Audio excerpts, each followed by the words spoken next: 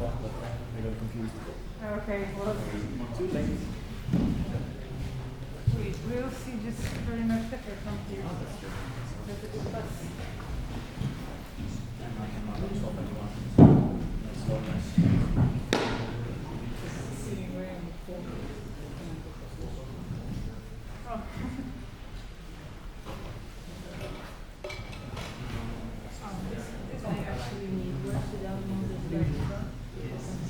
The sticks, yeah, something. I guess if you would like really carefully, you can bend it out.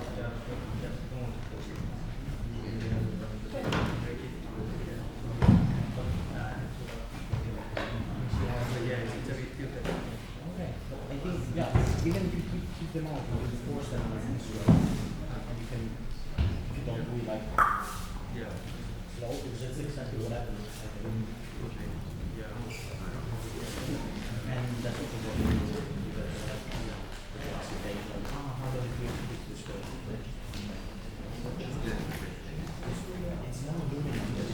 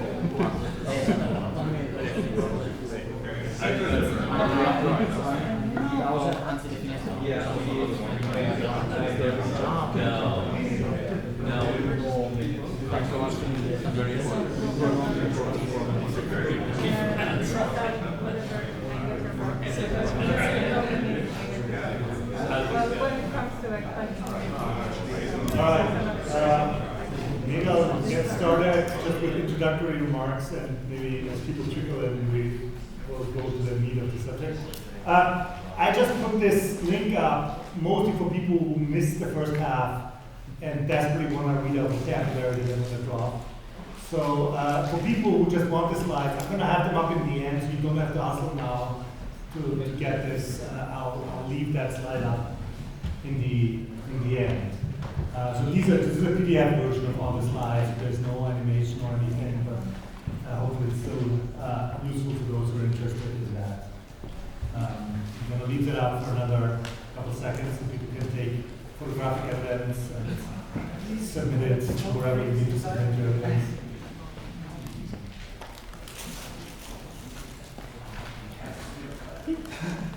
Okay. I'll give you another 5 seconds to take pictures of the link. No pressure. All right, and again, I'm going to have this up again at the end, so if you miss it now, no biggie.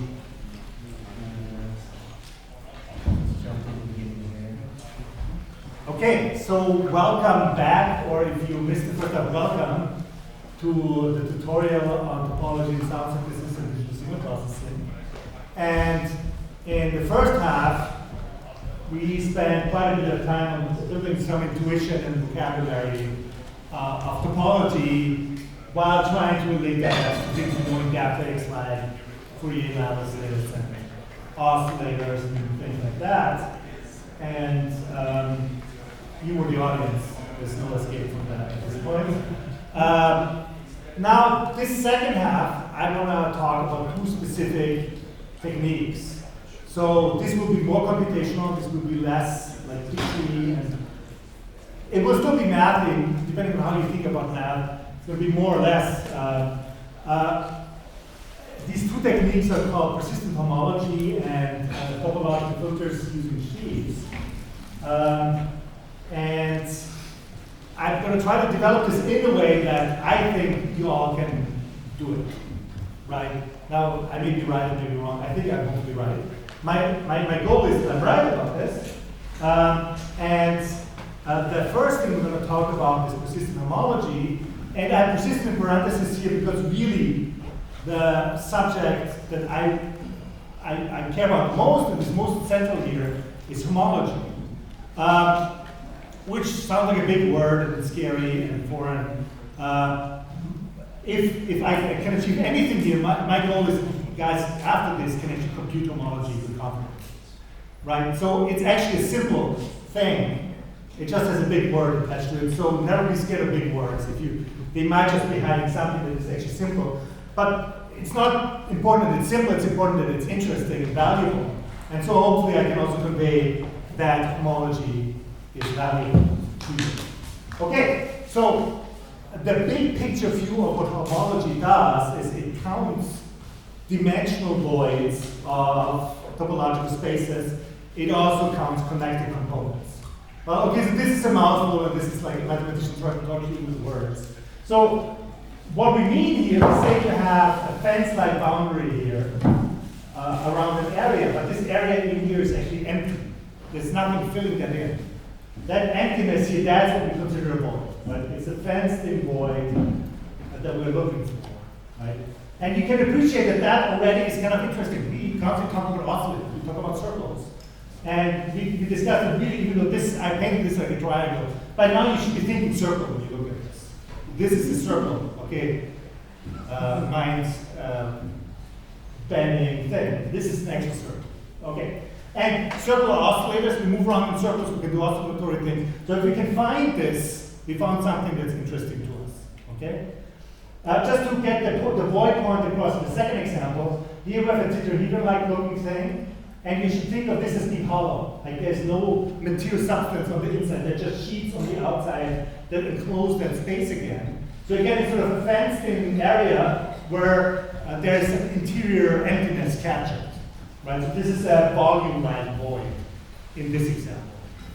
So like the words void and so forth shouldn't scare you. Like you know that this is just a balloon that you blew up with the end and closed it. Like there's some air captured in there. That's what that is. And again, this is actually a sphere. It's the surface of a sphere. If you don't know this by now, like sphere, obviously, right? Everybody understands this now. Okay, so the way I want to approach homology is that I'm just going to go through the computation. And I'm going to explain why certain pieces of the computation give us what we're looking for. And I hope by the end of it, you will be convinced that this works, it's simple, you can do it, and it's amazing. Okay, so no biggie. Okay, let's start off. We have a filled-in triangle here, but for now we're going to ignore the area aspect of this completely. We're going to create a matrix here that captures information about this setup. We call this a boundary matrix. Right? This symbol here is meant to capture the notion of a boundary. And so if you have a triangle like this, in the boundary of this triangle would be these fencing aspects that fence that in. But also these fences themselves have boundaries. So if you have an edge, at the boundary of the edge are two vertices. So a boundary always relates one lower dimensional thing to a current dimensional thing. Right? So points are boundaries of lines, lines are boundaries of areas, areas are boundaries of volumes, and so forth. So that shouldn't be too bad because we can just look at a simple example, right? We have edge 0 down here, right? And we see that the vertex 0 and vertex 1 are in its boundary. Okay? So in our matrix, we just write 1 and 1 when these are in the boundary. And if something is not in the boundary, it's a 0. Okay? So, by the way, please interrupt me. If anything I'm saying is at all confusing or strange, I don't mind. This should be straightforward, and I want it to be understood. Don't be scared. Okay, so we can repeat that process, right? So we take edge number 1, we find its boundaries, v1 and v2, those get 1s. This one is not in the boundaries, we get 0. We get edge 2, and we take v0 and v2, and we're done. So this is the boundary matrix for this situation from dimension 1 to 0, right? 1 is our edges, and 0 would be these vertices. Okay, so okay, we have a matrix. That's not that great, right? Let's figure out what we can do with the matrix. Then the next thing we're gonna say is, look, we have done this, and now we just allow ourselves to create linear combinations of things. Right? You can think of these things here literally being bases in a vector space. Right? Our simplices are bases in the vector space. Right? That shouldn't be too scary either, because we can have a kind of visual interpretation of this. So say we combine edge 0 and edge 1. Right? Here's edge 0 and edge 1. And visually we're going to even think of that as literally just combining this sort of path into a longer path. Right? We just add these together. And we just do this with linear algebra, and the one thing that I haven't said yet, in this example, we're going to do linear algebra over 1 bit. Okay? So you can have a 0, 1, and you can add and subtract, but if you bigger than 1, we're going to overflow and give you a 0. If you subtract by 1 and you have a 0, you're going to underflow. But it's still linear algebra, right? So this is just bitwise linear algebra, just so we have it super simple here, right? So we add this column to this column, right? 1 plus 0 is 1 in this arithmetic. 1 plus 1 is 0 in this arithmetic. We'll get a 0 here. And 0 plus 1 is 1 in this arithmetic. So the linear combination in the boundary of these two guys gives us this vector here, right? It actually, in this case, has a beautiful visual interpretation in that it says that vertex 0 and vertex 2 are now the boundary of this combined thing, right, which actually makes sense. But the more interesting observation is, say we actually want to now combine in that final edge. Right, you see that these two actually agree. Right? If I added that final edge in, 1 plus 1 is 0, 0 plus 0 is 0, 1 plus 1 is 0. I get a 0. Right? So that edge, adding in, would double up on these boundaries and eliminate them, and the whole thing ends up with having no boundaries. Okay? Now, that actually is intuitively something that makes sense, right?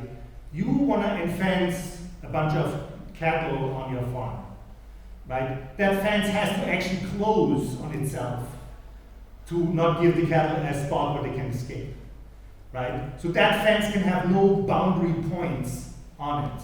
Otherwise, there's no opening there, right? So an enclosure has itself no boundaries, right? And so a boundary operation of a closed cycle should give us a 0, and that's exactly what we're observing here. And a way to think about it is that an open line has two boundaries, and this is actually true if this was a longer sequence of lines that we attached. There are two points left, and when we actually close it with a final line, we will absorb these two remaining boundaries and it's a closed loop. So the first observation that we're going to make is that cycles create a linear dependence. Right? A 0 vector is a linear dependence in our matrix. Right? Another way of saying the same thing is that the cycle must reduce the rank of our matrix by 1, right? Because there's a linear dependence that we found. So there's one vector that's a duplication. We don't need to have that rank in that matrix. So we lose the matrix by 1. And that essentially describes this, right? Cycles reduced to rank by 1. Okay, everybody with me so far? Good. So this is a quick expression. I do this with this weird binary arithmetic. Most of it actually make it less scary, but you can do this with other coefficients too. Here I'm actually adding orientation, so we can go from one vertex to the other. At the base of the vector, we're going to say it's a 1, and then the tip is going to be -1. And we just write our boundary matrix down with orientation. So we have at x0, we start at b0 and go to b1. So 1 minus 1, 1 minus 1, 1 minus 1. And now we just add all these rows here. Okay, 1 minus 1 is 0, minus 1 and 1 is 0, minus 1 and 1 is 0. We still get this linear combination. If we add all 3 edges together, it vanishes. So these cycles also happen if you do something with coefficients. And it actually turns out that you can use any interpretive coefficients and you can make that work. Right? It's a game about finding linear dependence in here. Okay. But I'm lazy, I don't want to deal with orientations. We're just going to do this simple binary case in all our examples. So we're going to go back to these just zeros and ones. Okay, so now we're going to construct a second boundary matrix. Right? And we're going to look at 2 cases. Right? This is the case that I started off with, where we have a filling in area here. And here's another case where the inside is not filling. Over here in this boundary matrix, everything that's in the boundary, we're going to add a 1. And all these edges here are in the boundary of the area. So each one gets a 1 here. Right? Whereas here, there is nothing to be a boundary of. There is no area here. So we get a trivial boundary matrix. There's nothing to describe. Okay? Now, what that means is there's something linearly dependent here, linearly independent here, this actual non-vanishing column here for something that is created from a boundary. Right? These 3 lines are the boundary of this thing, and it actually happens that this at the same time also was a cycle. Right? So what we're getting is that if something is a boundary of an area here, it also is a cycle. Right? Again, it must be close to fence in that area. And because this thing creates it, we got a linear independent entry in this form. There's nothing that we create, so there's no linear independent entry for it in here. Okay, so in the language of rank, right, this says whenever there is something generated by a boundary, there must be a rank of 1 each. So there's only 1 triangle here, so you get only 1. But if you had more triangles, there would be 1 for each independent area that you fill in. Okay? Any questions about that part? Yes? What's the point of writing 3 ones in the first vector if there is no other way to describe it? So this is the coolness about this approach.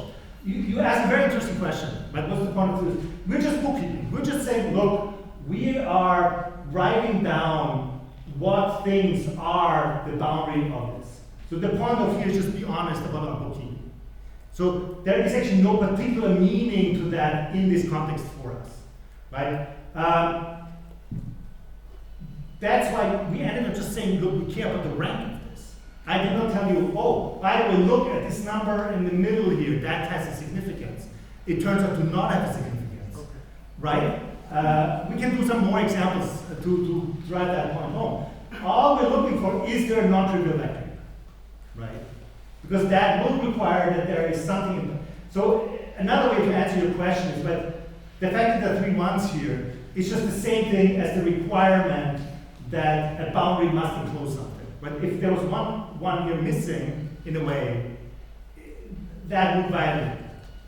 Now, there's some complication about this that I don't even need to talk about, because you will never see it in your algorithm, right? The reason why you can see, like, I could actually put a 0 in here, just for fun, right? And my argument we're looking for rank 1 would not change. But I could mess with that matrix and actually would not change this. Right? But I don't really want to go into these technicalities precisely because we don't need it. This algorithm works, even though we might worry what's going on with this determinant matrix. Always saying, oh, we have a non-trivial vector here, therefore we get a rank. Okay? But a good question. Right? So I want you to have a clear picture of what we're actually pointing at. Right? So all I'm trying to figure out is this area creating a boundary? Yes, no. Right? And if it's creating a boundary, it must have a non-trivial vector that describes that boundary. Right? That's a way to think about it. Okay? So, but see, in a way, this already gets me to where I want to be. Right? All we did is we looked at two matrices, and we only looked at these matrices' ranks. Right? So that's all we've constructed so far. Right? And for completeness, we have actually now both matrices here on one slide. We have the full configuration of the filled-in triangle here. Okay? So remember, our goal was to compute the number of voids. Right? Now, if I look at this example, this does not have a void. Right? This is filled in. Right? So we should get a 0 for this example. Right? But cycles are good candidates for voids. A cycle could be empty. Right? So the idea is we want to compute the number of cycles. Right? We said cycles are things that diminish our rank. Right? So mathematically, we know the total size of our matrix. We subtract the actual rank, and that gives us the amount of diminishment of the rank from the total matrix. Right? This is, in linear algebra, we call this null space. We have also a fancy word for this. But this is just the number of linear dependent things in there. Okay?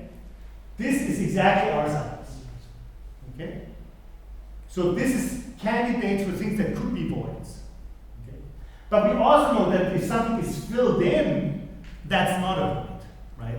So, and if it's filled in, it has a boundary that is a cycle. So we want to get rid of all the cycles that were generated by boundaries. And we can find them by the rank of this boundary matrix. Every cycle that was generated from a boundary is going to get one of these columns. And so we get an equation that says, oh, we take all the cycles, but we subtract out all the boundaries because those are also cycles, but not ones that we're interested in. Okay, and what you're left with is just cycles that are actually voids in them. Everybody with me on this? Any questions? Yes? So if you've got multiple of these spaces stuck together, how do you delete the same boundary more than once? Well, you don't delete anything, right? You compute the rank of a matrix. But right? you're subtracting the boundaries. Well, so this is, I'm subtracting the rank of the matrix. Oh, right, okay. Right? So I'm not actually taking these boundaries out. I just, like, you should think of this as counting. I'm counting how many boundaries are in there using linear algebra. Right? Here I'm counting how many cycles are in there using linear algebra. And the linear dependence and linear independence is just a way that ends up differentiating these things. Right? But we never actually subtract any rows or columns. Right? Which is why this is actually a totally brilliant algorithm. Like, all we're doing here is I give you two matrices and I tell you, compute the rank of these two matrices. These are just numbers. Rank is just a number. Now subtract these two numbers. And I'm telling you what it's going to give you is the number of holes in that space. Right? And that's what's going on here. But the Betty number 1 here, that's the number that we're going to call the number of voids in a dimension, the Betty number. And we did this for one-dimensional objects for these line enclosures. So that's Betty 1. Is the cycles minus the boundaries. And we use the respective matrices because cycles are described in this matrix and boundaries are described in this matrix. Okay? So this is simple. So I sort of assume that if you grab an off-the-shelf rank computation of a matrix, and you can, I trust you can actually construct these matrices now. These are not complicated to construct. You can actually implement this algorithm. And that's the whole algorithm, in a way, for this dimensional case. So that's why I'm saying homology is simple, right? So I hope that was convincing. Because it's just computation of rank of two matrices and a subtraction. Okay? Now, I'm not actually going to prove this, but I hope you can believe this by now, is this actually works in all dimensions, right? Boundaries have to enclose things, so if I have areas that enclose a tetrahedron, they still have to be a linear independent entry down into the space of areas. So we still get a rank in here even in higher dimensions. There may be more entries, there may be more ones and zeros in there, but because the higher dimensions we're going to get more walls covering it. But the rank is still going to be the same in this sense. And the same is true for cycles, right? If you have these areas enclosing a potential void of area-like things, when you add the last area on, that's the thing that cancels out everything and makes it linearly dependent. So this argument actually works in all dimensions, right? And so we can compute Betty numbers in all dimensions using this algorithm, okay? And this is computational homology. This is it, right? And I think almost all of you can go home, pick a rank computation algorithm off the shelf, write down this formula, and compute homology, right? But we're not doing it because nobody knows that this is simple, right? Okay, so let that sink in. This is homology. Okay, so let me just quickly show you how mathematicians explain the same thing, which is not bad. I like this. This is one of my favorite diagrams. I like to call it the egg diagram for obvious reasons. It has nothing to do with eggs, but it's a funny shape. These CNs are what we called our basis of our simplicial elements that we constructed the matrix from. This is just sort of saying this is a linear algebraic object now. We're having a linear combination of elements and chains is what they call this. And we have boundary maps between these spaces of simplices. And given that we can keep computing a boundary over each dimension, this whole thing is called a chain complex.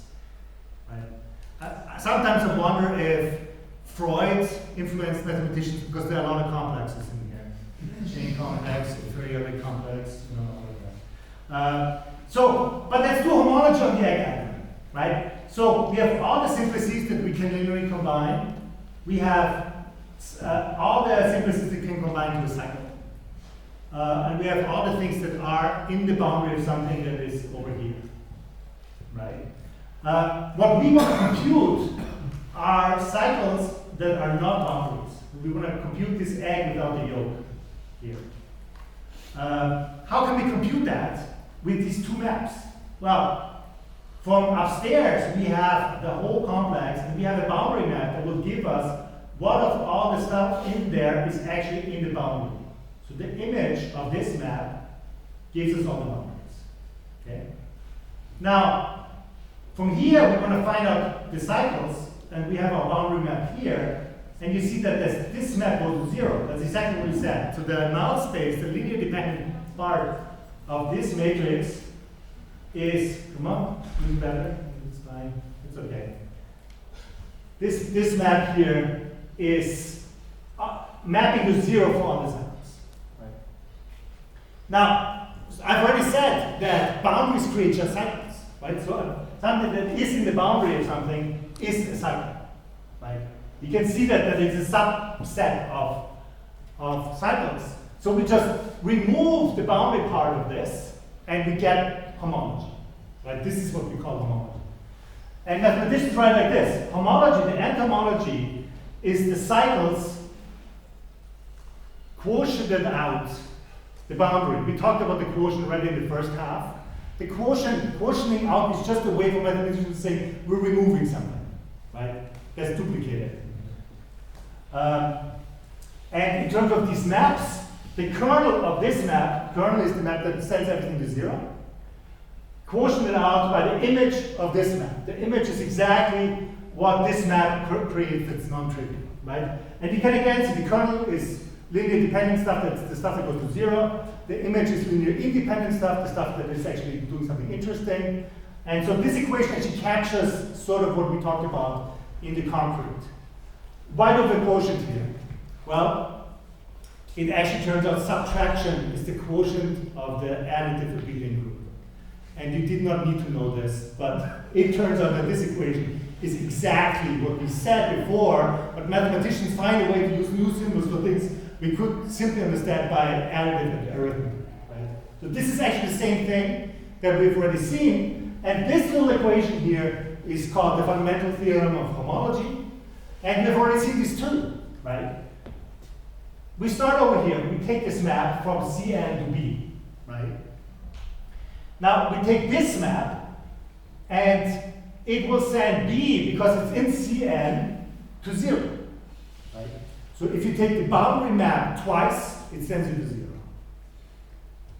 And that's true no matter where we are in this space.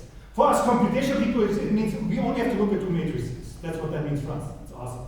Right? But it actually has deep meaning. Like this actually turns out to work for all topological spaces, for all computations that we do with boundaries and interiors. And all of us know when we constantly deal with boundaries and interiors, it's integration. Right? You have a boundary of an integration area, you want to relate it to the interior of the integration area, and integral gives you that relationship. Right? And you may actually have seen integral theorems that actually are this. Like I think this diff grad version of the, like these kind of combination of you do these vector integral theorems twice, they all vanish.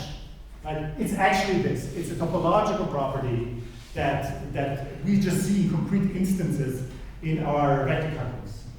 Okay, so you've seen this. Okay, but so everybody on the page with me, you all can go home, do rank computational matrices and compute homology. Yes? Everybody confident you can do this? Okay. So let's do some examples. So we still have this open issue about spheres, which has been nagging me, so I owe you one on those spheres. So here on the left, we have a filled tetrahedron, right?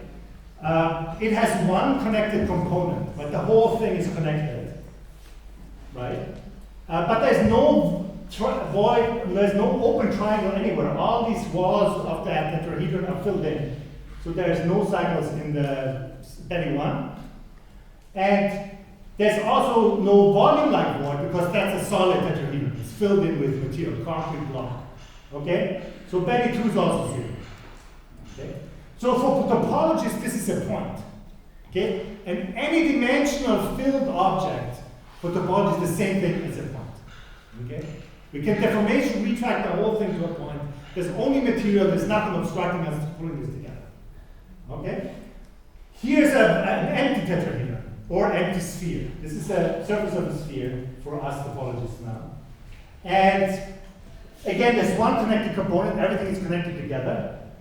There is no triangle that's in any way open. These are all the triangles, the sides of that tetrahedron are filled in. They actually need to be, otherwise it couldn't be capturing a volume void. But there is a volume void, because it is empty, right? Okay, so here comes the slide that maybe is going to relieve me of my duties to deal with toruses versus spheres. Okay, so these are meant to be empty, both of them. This is an empty sphere, we already did that. We did that example. And here we have the torus, and again, this is meant to be an empty torus. And we find that, yes, there's one connected component, and the interior of that donut is empty, and there could be jelly filled in there yet. So there is an empty void there that's volume-like.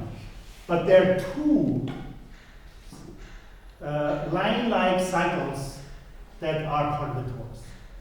We've actually already seen that. If you remember, I had this picture with this loop around the torus that you could only get rid of by cutting it open, right?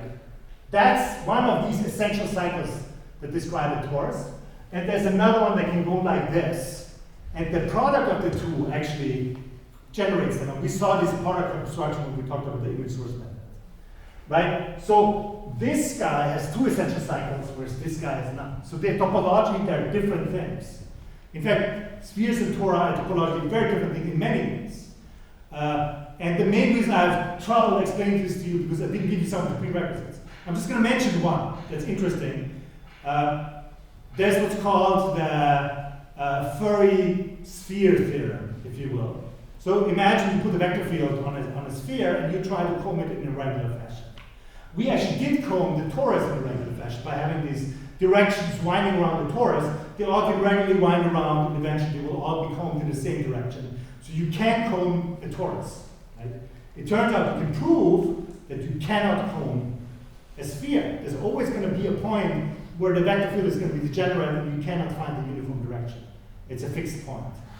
Right? And so there's a deep reason. Spheres are bad. For you, for us audio processing people, if you want to model resonances, stay away from the sphere. There are many properties in the sphere that make things awkward. But you want to go to a point, another point in the sphere, and say you have set up like rotations. You can go around this way, and you go around this way. So there's multiple ways in each coordinate system to get to the same point. So your coordinate system is degenerate. Right? So there's lots of reasons why spheres are bad. We have a horrible time drawing good maps of spheres flat. We have to cut them up in weird ways, distort them just to do that. Spheres are horrible. So spheres are bad. Don't give them friendship, and so forth. Okay, I think that's enough demagogy really against spheres. They've suffered enough. Let's move on. Okay, just a quick thing, just because you can read the literature. Mathematicians like groups. They don't like Betty numbers.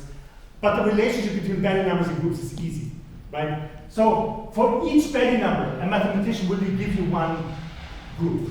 This is just the group of integers, which is an abelian additive group for us, right? So you just count how many z's you have. So for the sphere we had 1, 0, 1, so a mathematician will write z, 0, z. But it's the same thing, it's just a different way of predicting the same thing in terms of groups. For torus we have z, we have 2 copies of z. This is the direct sum, this is a fancy mathematics way of saying we adjacent to each other 2 things that are separate, and another set, right?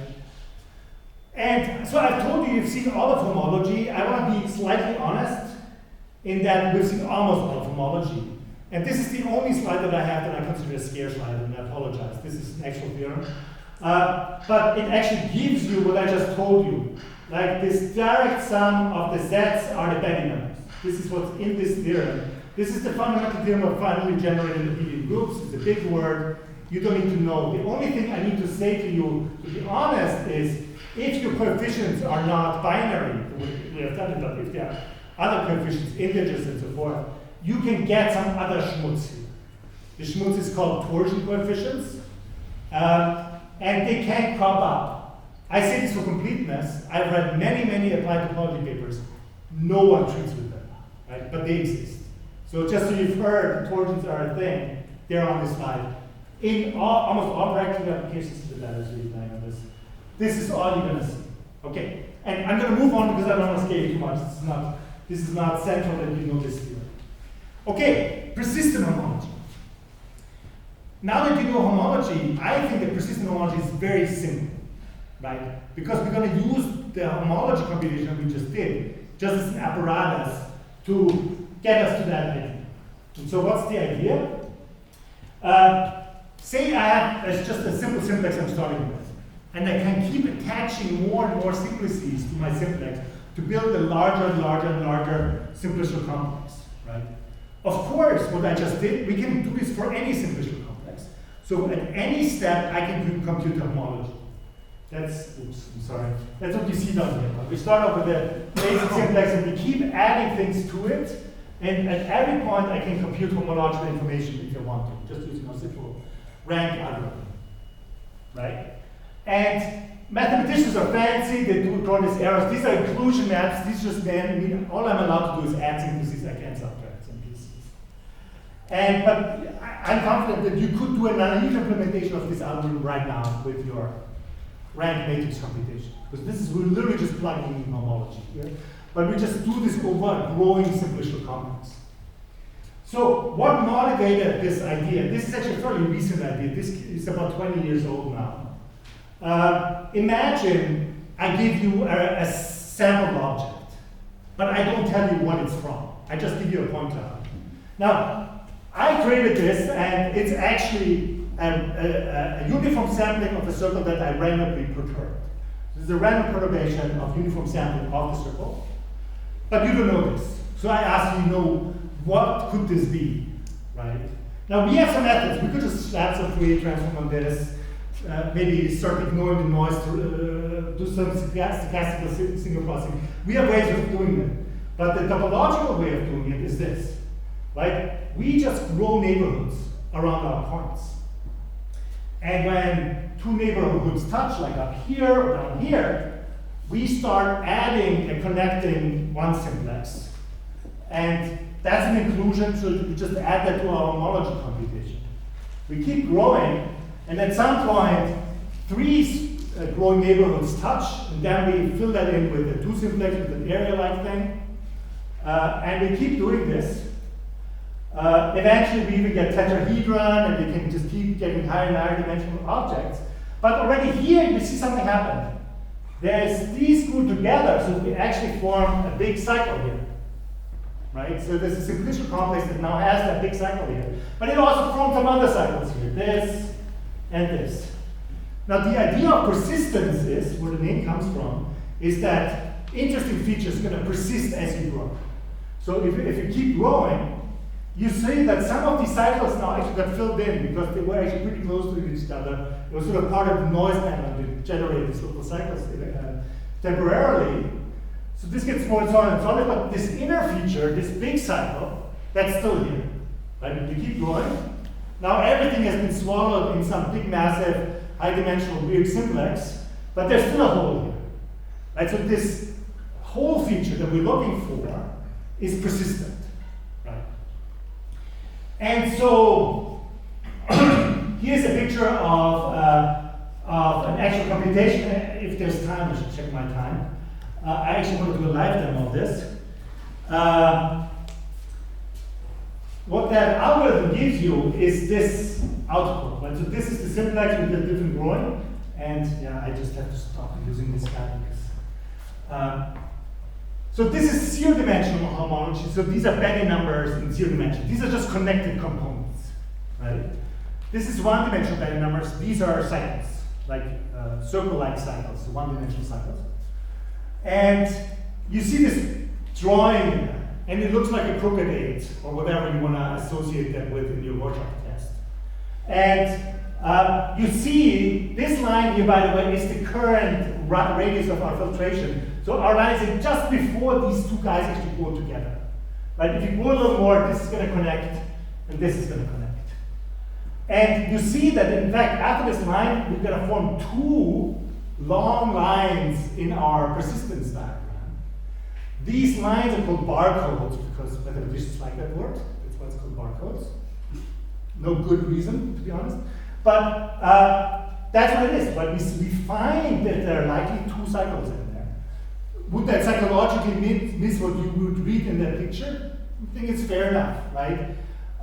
So we're going to use the persistence of topological features to identify things in our point cloud, right? Now, what's important is here we use metric information to grow our simplices.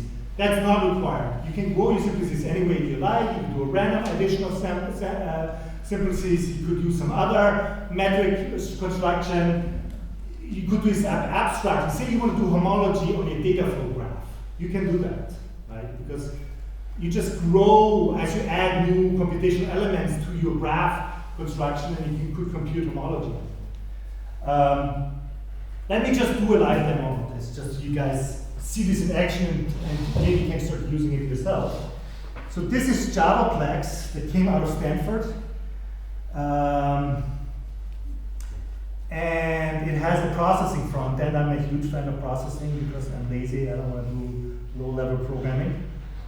Come on. Oh.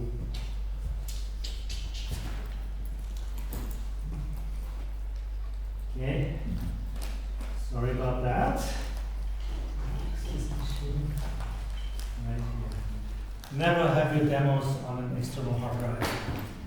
Okay. All right. No problem. Boom. Boom. Is it in here? No, it's in.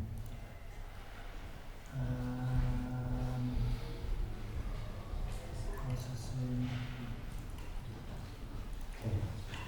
All right, here we go. Okay, so this is very similar to the slide you've seen earlier, and I can just start making up my own point cloud because I haven't so far here. I'm just going to draw something similar to what we had before because why not? Okay.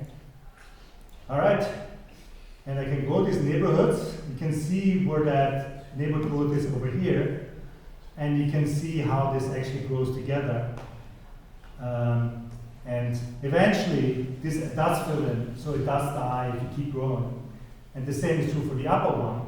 But the time it's alive is long, right? So this is sort of the idea of persistence.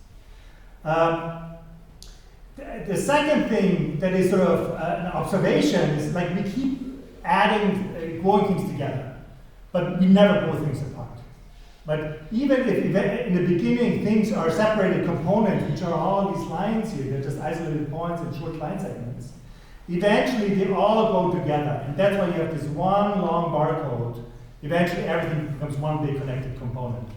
And this guy, like, theoretically goes to infinity, never dies. Okay? Immortality for one connected component. Okay, so let me just erase this. And does anybody want to have me draw a shape? Just throw it out there. A sphere? A sphere. Well, I can do only 2D in this. So don't trick me. You said? A horse. A horse. My drawing skills are seriously challenged here. I don't know why he's doing this to me. You know, we're in Austria. This is clearly Lipizzaner, like it's all white and stuff. All right, horse tail. Okay. Okay. I can no longer go to horse heaven. This is, oh, I'm actually exhausting the point limit here. Okay, so let's start growing our horse. Okay. Okay. This is actually a great example. I love this. Okay, because what you should be paying attention to is all this stuff down here, right? So in this area here, it actually finds sort of holes in my legs and stuff, right? But the resolution is such that they will die pretty soon, right? So there's a resolution component in the way we grow these neighborhoods. But there is a body to this horse, which is pretty strong. That's how we like our Lipizzanas. You know, they are durable entities. The head is also pretty persistent, but not persistent enough. And so the body is around for a pretty long time until everything becomes a blob, right? So I think it's very useful to try examples like this because you get a pretty good intuition what's happening. It's sort of a sampling resolution analysis that's going on, right? It's how close are samples and what's the relationship of the closeness of the samples to the feature you're looking for. Like in the circle example, if the noise was such to actually hit the center of this space and fill the inner disk in, like persistent would perform poorly. Our noise is just too big for the kind of objects we're growing. We never see holes, right? So these things are important considerations, and it's good to form an intuition, and it's important to think about. We can do more shapes in the end if there's extra time. I'll leave it at this for now, and kill this, and we go back here. Okay, so this is a quick interlude about embedding and other related things, right? So the way we think usually is that we imply some sort of space in which we are doing our things, right? We learn in high school and before, we draw our x's on our sheet of paper, and we have coordinates, and so forth. All of that implies some space. We have a coordinate system that what we can label what we are in this space. But a lot of our thinking is such that we already think that that's happened, right? But in topology, you can actually think more abstractly, and in fact, in our field, we do this a lot. Like when you do your graphical programming language, people draw straight lines, some draw steady curved lines, they do all sorts of things to represent the connected lines, and they know that that's an arbitrary choice. When you construct a PD batch, where you put the node on your worksheet doesn't matter. You can put it really far away, really close. As long as it's connected, it's connected. But we already know that embedding is sort of an arbitrary gesture in certain abstract spaces, and that we can play with this. So mathematicians have formed some language, and embedding actually technically means I can put it into the space without any intersections. So all these shapes here are circles for us now. So remember, this is a circle, absolutely. Right? It doesn't matter if the sharp edges, doesn't matter if it's concave or convex. If it has one void in it and doesn't cross anything, it's a circle. Right? There's a one-on-one correspondence between an embedding and where we came from, so this always works. But there are more complicated cases, and they're interesting for us, sadly. Right? Mathematicians try to avoid these cases, but for us they're important. Immersions are ones that have isolated crosslinks. Mathematicians like to say they're local embeddings, but they're except at the isolated crossings, everywhere else there are embeddings. But there's even worse, right? Think of this line as a sideways projection of a circle. Like this is a sine projection of a circle. That's what we do all the time in audio processing. We constantly project things on sine functions, right? Because our audio data is just one sample. Like this is a picture of one sample, the domain space of one sample. So we do this all the time. The way you can still think of this as a circle is if you retain the underlying parameterization. Like if you know where you are on the line and it's the same pattern as you moving along the circle, then you can still think of this as a circle, but it's a little mind-bending. But it's not a circle in the plane, obviously, right? But it's a circle in this space, and if you can have a forward map, you can always associate where you're going on this diagram. Okay. In fact, even this point up here is meaningful. Right? You can parameterize such that you always know where you came from for that point. Okay, but this is just a digression about embedding. This is a whole big topic that you can get away with, except for this next slide. Okay, so this picture should not be scary from the start. This is just a sine oscillation, right? But what we're going to try to do here is getting a time series, and we're going to try to geometrize it, because now we have this persistent homology algorithm that takes geometric positions and constructs simplices for it. How can we go from our very low dimensional audio signal to something higher dimensional where we can then compute these topological features? And time delay embedding is one possible answer. And it goes back to a film by Tarkans, who says that if your dimensions are high enough and you avoid a genericity problem, you can always do this, right? And I'm just going to quickly demonstrate this. First of all, I don't know if they still do this in electronics lab now, but when I was taking my electronics lab, we had all the oscilloscopes, we had these two sensors, and we had the time delay knob, and we could get the actual signal, and we could look at the things, and we could do these actual figures and also the fun stuff, right? And so this is, right now, this is just an oscilloscope with two probes, right? We get this standard sort of weird circular deformation as we change the distance, the TD, the distance between these two probe points, the green and the blue one. Now, if I keep going here, there's a point like this, where we get a line. This is not an embedding, right? Now, the reason why mathematicians are not scared by this, because this is not generic. And I'm just going to quickly explain generic. If you have a situation and you wiggle it a little bit, and you don't get an exceptional case, that's generic. Something is robust under wiggling is genericity.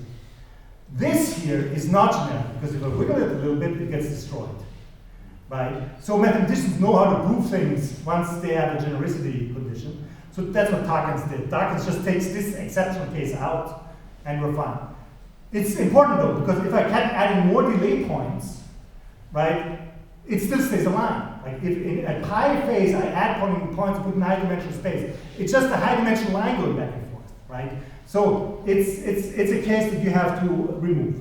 Now, how does this work on a more interesting signal? Well, before I do that, one more observation. But you can see if it now did the persistent computation on this, it would tell us there's one cycle, even though it's this out of phase deformed circle, right? So even this, like the precise shape of things fall away, right? Even if the underlying signal is noisy here, it doesn't really matter because the overall shape will be close to circular, and homology does not care about close to circular, it just wants a cycle, right? So the method in its construction is very robust against a lot of variation, a lot of noise. Okay, the second thing is here we have a more complicated signal, and I'm actually not going to tell you what the signal is, right? Because in practice we don't know. And again, I can change the time delay between this, and you see that this actually crosses now. And as I change the parameter, the crossing does not remove. this is a generic crossing. This crossing is stable under invariant things. So this is not good. This is under tacons, it's not a good embedding. Now, but I can keep going. Actually, let me go the other way. I can keep going, and at a certain delay, you will see this picture. And you maybe, even me doing this, you get the feel this really feels like a three-dimensional object, right? And we've just projected it out on the 2D, and it suggests if I just add another dimension, oh, I can actually make this even better. And that's the intuition under tacons, right? If you add enough dimensions, ultimately you're going to resolve these crossings, and you're going to have a crossing free space that you can then analyze. Okay. Any questions about homology or precision homology before we move on? Yes? I have one question.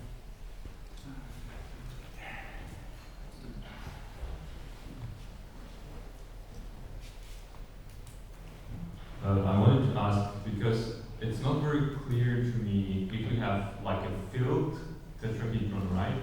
Or an empty one. They differ because like the other one is empty inside. But they will still be represented by the same boundary matrix. Is that correct? Well, the homology works because you look at two matrices. Right? Okay. You look at one matrix for the cycles, and you look at the other matrix to find out if that cycle came from the boundary. Okay. Right? For the filled tetrahedron, it will tell you, yes, all these cycles that form its boundary come from the boundary. And for the empty tetrahedron, I can go back to that slide just real quick. Yeah, I have it in my mind. So does that make sense? Right? So homology computes from two matrices, and you combine two pieces of information. And this combining two pieces of information is what differentiates between the filled tetrahedron and the empty one. Okay. Thank Right? you. Yeah? So just because I do think this is important, let me just quickly show that picture again, and maybe you can just try to. I actually think these matrix computations are super simple. Like these are small matrices, you can actually try it by hand. Just try it out, right, and see what happens in these two cases. This does not have an inner filling, so there is no boundary matrix that's non-trivial down, right? This is filled, so there is a boundary matrix which creates exactly these triangular faces.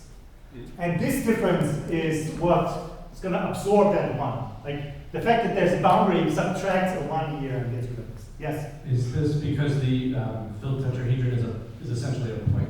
Yes. Right? And in fact, I like to think of it the opposite way. Right? This really, like, you might think it's surprising that it's a point, but this sort of proves it's a point. When we do the construction, we said we're looking for voids, and we want numbers when there is voids. And we find that all these filled-in things that have no other holes in them, like a donut, they have no void, so they're all point-like. They all just are connected, and we have nothing else to say about them. There's no void to talk about. Right? So that's exactly it. That's precisely the intuition about homology. Give us the voids. If there's none, the only thing we're now asking how many connected components there are. And just a quick mention before I move on, I actually did not prove to you why beta zero is connected components. This is somewhat by intention. The one thing that I have not told you, I'm going to say now, is it's on this slide. The boundary map of points goes to zero. What that means is that every point is considered to be a cycle, right? That's actually a different condition than in any other map, right? In other maps, it could be non-zero, right? But for points, we're going to say they're zero. And if you just do this first case, right? How many connected components do you have when you have n individual points that are not connected in any way? Well, you have n connected components. Each point has its own connected components. And so the cycle computation actually checks out in that case. And the fun exercise is to try the other cases. What if you add one? How does this change the embedding number and so forth? And yes, question? Can you go forward to the tokens one? So did I? Oh, tokens, yeah. So the first question is, if do I get it right? So with any kind of waveform, if you make the time delay big enough, we'll get a circle. Is this? No, that's not the point. The point is that, well, depending on what you mean by circle. If you mean circle as a topologist, Yeah. yes. Okay. Yes. Right? I mean something like that. Something like that. I'm a little hesitant because I think for our audio engineering applications, the answer is very likely what you have, but there are complications that for example, I mentioned the torus, when the winding is irrational, it's going to fill the whole surface of the torus. Right? That's a dynamical process that will fill the whole circle of the torus. And there is a chance that we will actually have a hard time picking that out as a circle. Right? Even though only an infinity will close onto the whole surface. Right? So there's some consideration that makes it a little bit more tricky than what you say. I think it's a good intuition. It's close to what's happening. If that makes sense. Okay.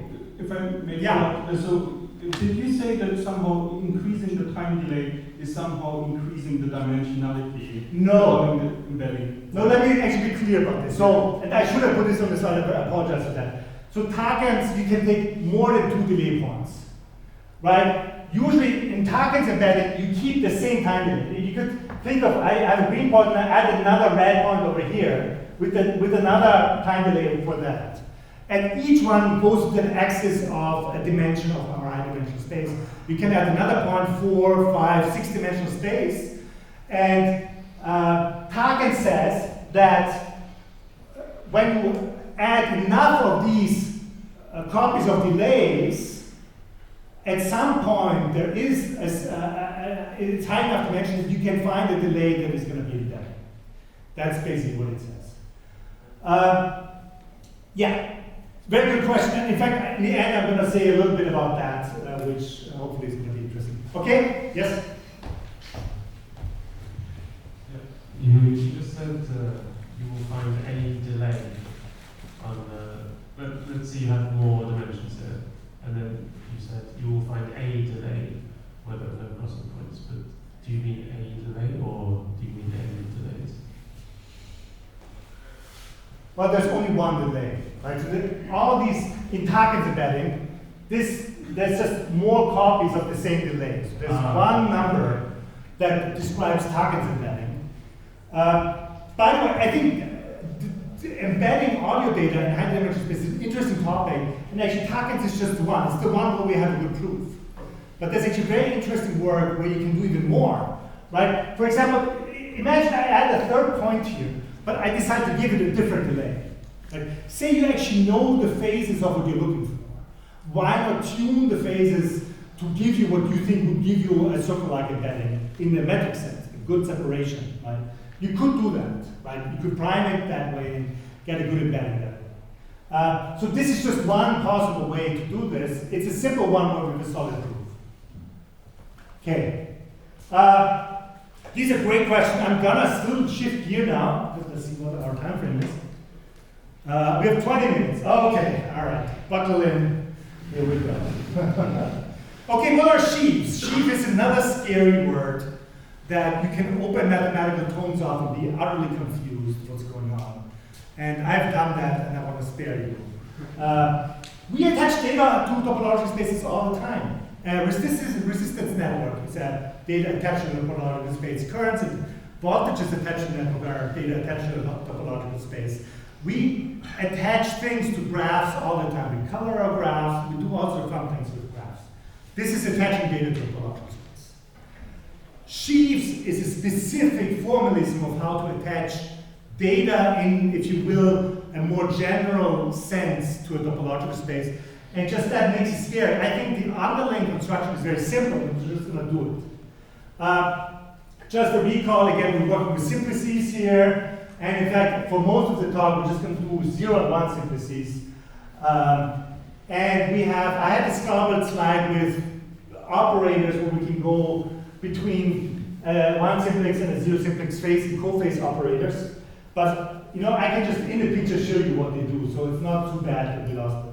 So this is a line complex. This is the 0-1 simplex alteration. Think of this like your sampled audio line, except that these points don't have to be anywhere in any specific space. There's no uniform sampling, nothing. These are just abstract sequences of points. right? So they could be uniformly sampled, so you can capture what we will with, but they could be something way nastier, they could be event-based, it could be whatever you want. Okay, an abstract line complex, and we're just labeling our simplices here. So we have an alternation of 0 and 1 simplices, and we have these cophase operators that get us from one to the other. And I'm drawing this the way a mathematician will draw this, right? You could say, oh, I'm going from low dimensional to high dimensional, so I'm going to do a cophase map, I'm going from high dimensional to low dimensional, I'm going to do a phase map. You could alternate these maps just to go along the direction of time. These are just the inverses of the other direction, right? And mathematicians like to write this in one operator. I'm actually not going to tell you why they do this, but it's a good idea, so I'm going to do it. Okay? So I apologize for just not explaining, but I hope you're not disturbed. You can traverse this simplex knowing that you just go in the opposite direction of this map. It's not difficult, right? So a sheaf, we're going to attach data to a topological space. So let's take this one point here. We're going to attach some abstract data that we don't specify yet. But the rule of a sheaf says that you have to attach data to every piece of your simplicial complex. So over our one simplices, we have data. Over all other pieces in our topological space, we're going to attach some data. And the final rule is, well, the semi-final rule is that when there is a map downstairs in our topological space, we have these co-boundary operators down here, we have to provide a map upstairs, right? So with data, we also have to provide a way to get from this data to this data, okay? And this is probably abstract. Don't worry, we'll do something that you guys like and know. The final thing is, right, you see there are two arrows actually pointing to the same thing, right? The final rule is that these two arrows have to compose. Right? You go here and you have to have some way of being here so you can keep going. This is some sort of notion of consistency, right? There's two ways to think about it. One is if there's a computation coming this way and a computation coming this way, they have to locally agree. You can get conflicts, right? The other way to think about it is if there's data coming in here and data coming in here and somehow they're independent, then this has to be big enough to store both these independent things. Okay? And again, I'm very abstract, but we're going to do this in the concrete setting, so don't worry about that. In fact, here's our step towards more concreteness. Rather than just attach some abstract data, we're going to attach some new abstract thing that Michael Robinson called this construction a topological filter. And the reason why it's called topological filter is it's sort of very familiar. On the top, you have an input sheaf. It's just input data, our input samples. In the middle, you have a state sheaf that could be our filter state, right? And then we have an output sheaf that's the output computation locally, right? But this is not yet specified what we're really doing, what we're computing, but this is sort of the structure. And because this is a sheaf, we still have to follow our sheaf rule, so we have to provide this over every single simplex, and we have to provide maps that compute over these bottom maps here, right? And if I just showed you this picture, you'd think this is crazy. What's this error diagram? Just get out of here with this bullshit. Excuse my language, bullpucky. Okay, but finally, something comfortable. Here's a nice filter. Oh, so relaxing to look at linear time invariant filters. This is my favorite direct form because it has a shared state space between our feed forward and our feedback computation. And it just is a way to make this just easy to construct for us, right? I just wrote down this equation because again, we need comfort, we need familiarity. This is like making life good. But we know what this is. Like this is a feed forward feedback filter. If you keep adding length, in theory, we can do any like linear time invariant filter with finite coefficients in this language. This is all of our filter theory. We're going to place this filter into the sheaf structure, right? So we're now in linear algebra space. We're dealing with real numbers. Our state is just a vector filled in with these past values shifted. And we're going to compute sample algorithms. Oh yeah, finally. Jeez, abstraction, horrible. Okay, there's a few other things that happen here, right? in audio signal processing, we like to compute things at sample points, right? So we're actually going to keep that philosophy here, right? There's a zero simplex, so we compute some number here. We actually don't compute anything over this connecting one simplex. And there's some computation again over here, okay? So this structure actually maintains this idea that we're computing at sample points, right? The only thing that's remarkable here is that we have an r plus 1 here. So n is the length of our state vector, right? But I already talked about that sometimes we need to follow arrows and combine data that is independent of each other, right? This Rn, you could think of the previous state that we get from previous computations. This is going to be collected by this collection map, retrieval map is what I call this. And we have an independent input, right? And to assemble those things into a vector space, we need a bigger vector space where each independent thing can live, and they don't have to do with each other. And that's all we're doing here. This is just collecting information from here and here, and we get an n plus 1 big vector space that we can then swoosh down as we do our computations. Okay, these are the maps, right? And this is just unfamiliar, but you know all of this, right? So this S map, I like to think of it as either the shift map or the state update map. Right? Imagine you have no feedback component in this filter, and you look at the coefficients.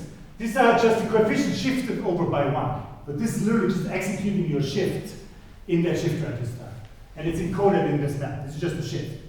And if we have a feedback at the new element where our input is added, we also just add the feedback into that. So that is literally the computation we are actually usually doing in these filters. It's just written in this awkward form that we're not familiar with. But this is the dynamic update of our filter. We're shifting and we're computing our feedback. The retrieval and input map we already discussed. We have this state where we have the previous state combined with the input, and the retrieval map injects this previous state into this combined state, and the input injects the input into this combined state. So this is just a nerdy way of saying we're collecting data. Right? This is not complicated, it's not doing any interesting computation. And the output map is just doing our feed-forward computation. This is just a feed-forward filter. Nothing changed. In fact, if I go back, right, this is literally what I wrote down there. This is literally what's actually in the feedback computation. So this is just rewritten linear time invariant filters. There's nothing new in here in terms of computation. But what we have done is we have attached it to a topological space where we actually never specified sampling. We did not say the sampling is uniform. We did not say the sampling is anything. Right? This is abstract. We didn't say how this attaches to any space. This is open. Right? What this construction gives us is we now know we have done this construction. It will faithfully compute filter equations. And you can now attach it to any topological space that fulfills these path requirements, which is extremely general. Okay? And I'm going to show you an example of this. This is just what I just said, you can combine two vectors. Mathematicians no longer like vectors as concrete things. They like it abstract because the order doesn't matter, right? So they write it as direct sums of vector spaces, but this is just the same thing as connecting these two. And I could have written this as a direct sum. I tell this to you because if you read the literature, you will see this. People will concatenate vectors, and it's easy, right? You can do this. Okay. Any questions about this so far? Okay, I'll play an example maybe that's going to ease the whole thing. What I think is so brilliant about this is not just that we can now put digital time invariant filter over any topological space with these path constructions. It doesn't have to be linear time invariant filters. Right? So this example, we use circles as our spaces. Right? Remember in the first half we talked about these circle maps, which could be highly nonlinear maps. And so this could actually be FM. Right? We have a nonlinear oscillator, and you can compute the same structure with nonlinear oscillators, chaotic oscillators, whatever you want. And we can, for example, here's these maps for FM. Right? Again, we have an iterative map when we update the state based on our FM equation, we have our base oscillator with the modulation here. It's forced on the circle. And we have the modulator itself also has an oscillatory frequency. We just combine states here, and we project out the sign as our output. So this is FM. Like, I've done nothing new, I've just rewritten it to fit this structure. And when we, just check time. Maybe we're actually fine. We're good. Okay, I have just a couple minutes, but that's perfect. So what I've done in this example, I've laid my path on the surface of a torus. Like, this is a closed path on the surface of a torus. And I've taken the top projection. And the distance between sampling points is going to be taken from this top projection. And you can see that these two sampling points are much closer than these two sampling points. So depending on where I am on this torus, my sampling distance varies. And I just picked an algorithmic way of doing that. Right? And let's listen to this. So the first example is the Proc string coupled strong cone filter type model as a filter on this space. Okay, so it's a brutally deformed coupled strong, but it's topologically sound. Like, I know this is going to be fine because of this construction. Right? I can do radical deformations in my sampling because I know it's going to be guaranteed to be fine. I can do biquads. Okay, this is a really expensive way to do like sine sweeps. Okay, and I have to warn you, this guy is going to be a little louder. This is an intentionally inharmonic FM. So this is based on this circle map construction.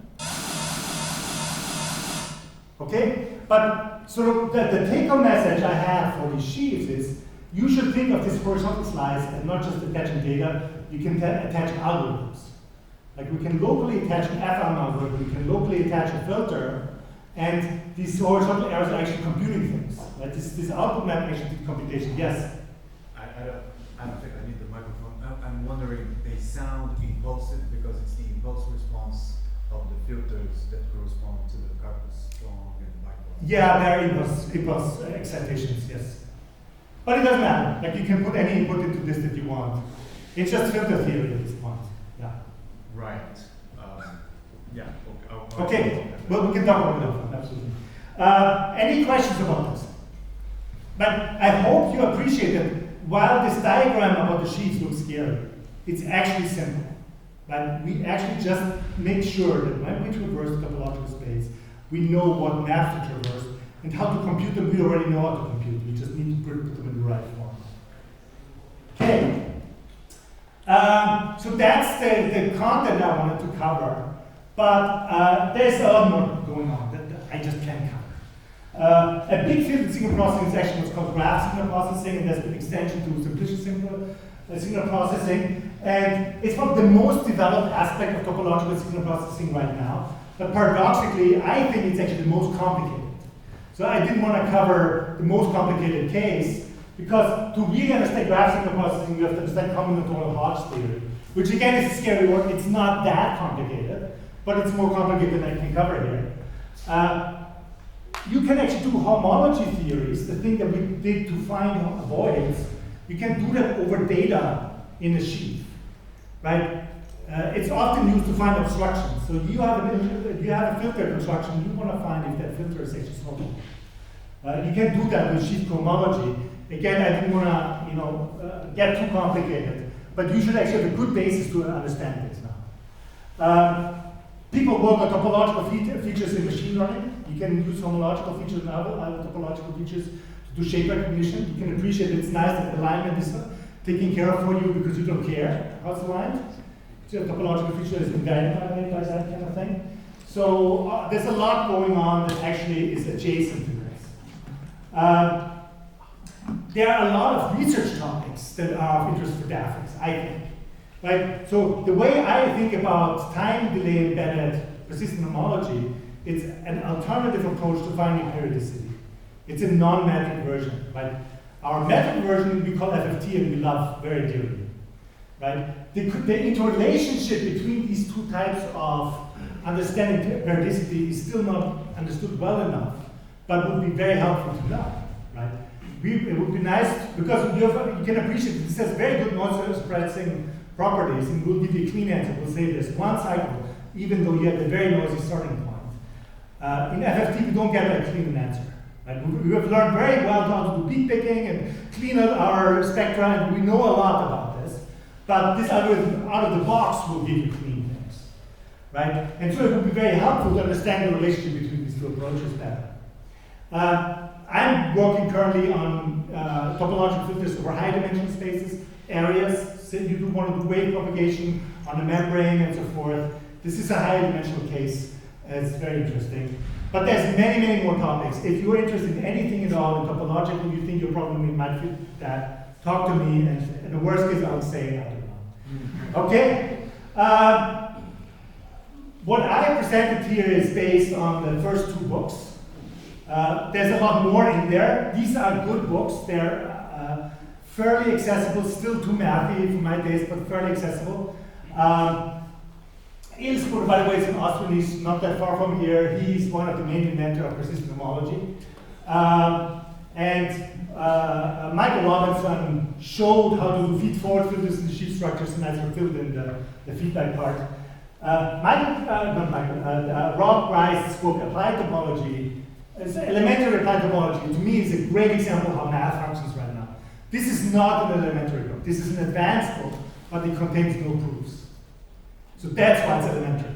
This is a great source for ideas. It's a great book. I don't want to say don't look at this, but don't expect it to be as an approachable, easy elementary book. It's an advanced book. Okay, but still good. That's why it's here. And finally, there's no book yet that really does topological time series analysis, but there's a good review article in the notices of the American Mathematical Society that talks about this. And there's software out there. Talking about software, I showed you JavaPlex. You can all download this and play with it. It's a very good thing to just play around and learn how to do some persistence.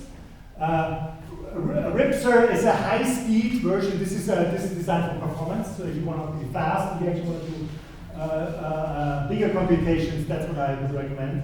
For topological signal processing, there are a bunch of techniques. Very easy, for example, on time delay embedding is in Teaspoon, which is a Python library. And there's much more. These are just sort of things that I recommend. Okay, so that's it. And the slides are online. I'm going to leave this up so if people want to take selfies with this or whatever, you can do that. Okay.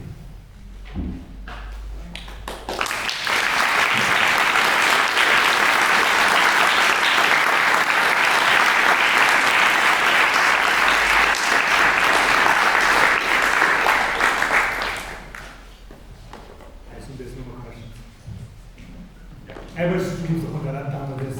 All this math is killing me. Please.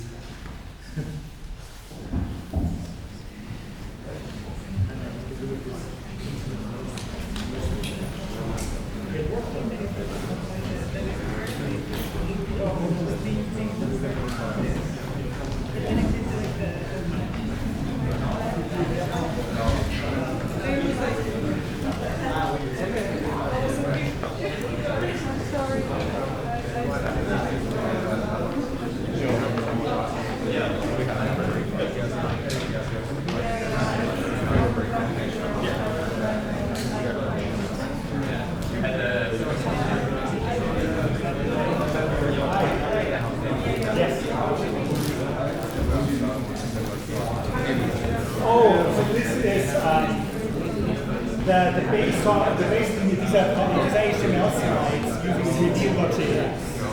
But there's some more, like some of the interactive stuff. So this is JavaScript, and I use the processing JS. And if you want to do this, I can send you it's actually all bespoke stuff. But the short answer is embed JS with some other JavaScript libraries. But most of it is like 90% of the slides are just with JS. You get all these animations, Like this is just SVG images where I just tag through the SVG images. This is not particularly.